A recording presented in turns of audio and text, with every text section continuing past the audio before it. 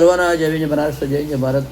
महत्त्वाची गोष्ट आहे की महाराष्ट्र शासनाचे उच्च न्यायालयामध्ये स्थानिक न्यायालयामध्ये भरत्या निघालेल्या आहेत। या भरत्याच्या जाहिराती बाय पोस्टल अर्ज 11 जुलैपर्यंत द्यायचे आहेत।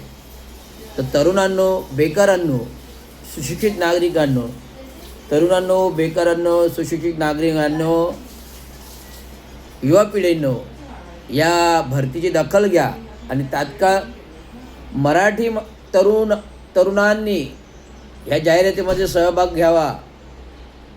परप्रांतीय महाराष्ट्रामध्ये कुठेही अर्ज करणार नाही आहेत। महाराष्ट्रातील महाराष्ट्र लोकांसाठी या भरत्या आहेत आणि महाराष्ट्रातील मराठी माणसांसाठी या नोकऱ्या आहेत।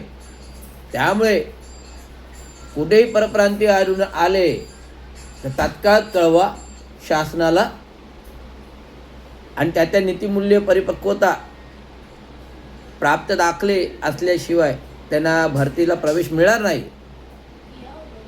ही माझी जनजागृती आहे।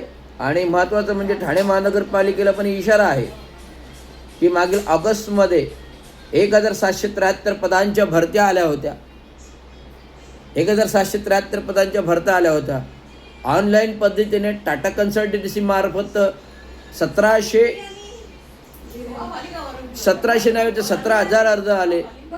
1700 नव्हे तर 17,000 अर्ज आले आणि 17,000 अर्जांचे जवळजवळ 1,800 रुपये प्रत्येक अर्जकर्त्याने नोकरीसाठी करणाऱ्या युवा तरुण पिढ्यांनी 1,800 रुपये भरलेले आहेत। तर 17,000 अर्ज इंटू 1,800 रुपये किती रकमा झाल्या? महानगरपालिकेकडे किती निधी जमा झाला? जर तुम्ही लवकरात लवकर 5,000 पदांपैकी पहिल्या टप्प्यात जो 1773 पदांचा जाहीर केला होता, ती भरती लवकरात लवकर मार्गीक्रम लावा। मागच्या महिन्यात मी कार्मिक अधिकारी गुंडप यांना विचारलं आहे, बाबा 1773 भरतीचं 1773 पदांच्या भरतीचं काय झालं? जे टाटा कन्सल्टन्सीचं ऑनलाईन इंटरव्ह्यू, ऑनलाईन अर्ज भरण्यास सांगितले होते, कुठेही मुलाखत घेणार नाहीत असं दिलं होतं। कार्मिक अधिकारी गुंडप म्हणाले, आम्ही लवकरच 1 महिन्याभरामध्ये त्या सर्वांच्या मुलाखती घेतोय। पण अद्यापर्यंत कुठेतरी सूचना केल्यानंतर सुद्धा कार्यकुशलता आलेली नाही आहे।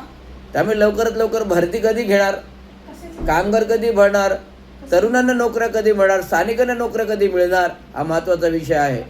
लोकप्रतिनिधी,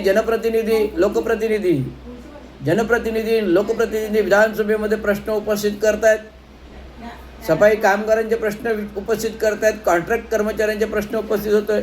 आता 3 तारखेला मोर्चा झाला, 23 तारखेला आंदोलन झालं, 3 तारखेला भरतीबाबत 3 तारखेला अर्धनग्न उपोषण झालं, 23 तारखेला आंदोलन झालं आणि कॉन्ट्रॅक्ट कामगार धोरण मागणी मान्य केला। परंतु कामगारांचे कॉन्ट्रॅक्ट कर्मचाऱ्यांना सेवेत थेट भरती हवी आहे।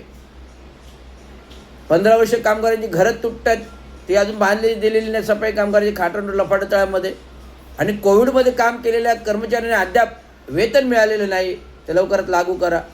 त्यामुळे या भरत्यांचा इश्यू तात्काळ चालू करा आणि भरत्या लवकर झाल्या पाहिजेत ही मागणी, नाही तर मला अर्धनग्न आंदोलनाला पुन्हा बसावं लागलं। हा इशारा आहे प्रशासनाला। धन्यवाद।